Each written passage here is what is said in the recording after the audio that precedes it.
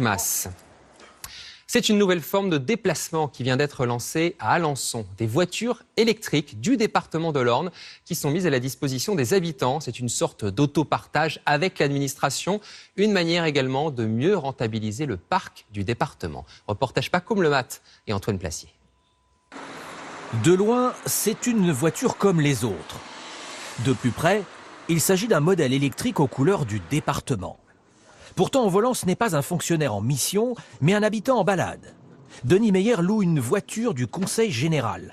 Il a bien un véhicule personnel, mais en ville, il a fait le choix de l'électrique. Question de calcul.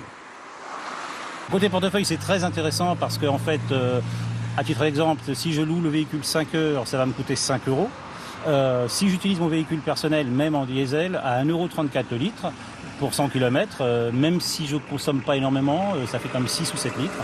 Donc de toute façon, je suis gagnant. 12 véhicules sont mis à disposition 7 jours sur 7. L'usager réserve via une application et il vient ensuite directement prendre la voiture. J'entre donc mon code de réservation du véhicule 147 dièse et voilà. Donc là, je peux récupérer les clés. En 2 mois, 150 personnes se sont inscrites pour un usage de quelques heures ou tout un week-end. C'est le cas de ce conducteur qui a même renoncé à posséder une voiture personnelle.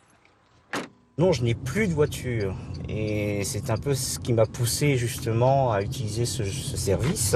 Ça me permet de garder mon autonomie, d'avoir une voiture quand je le souhaite, de faire des économies justement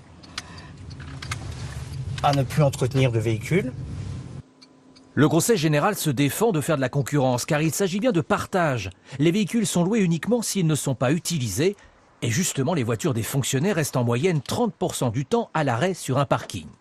Ça coûte rien du tout au département puisqu'en fait les véhicules on les a et l'idée donc c'est de les mettre à disposition de la population qui par une cotisation j'allais dire pratiquement de principe puisqu'il s'agit en fait d'1 € de l'heure.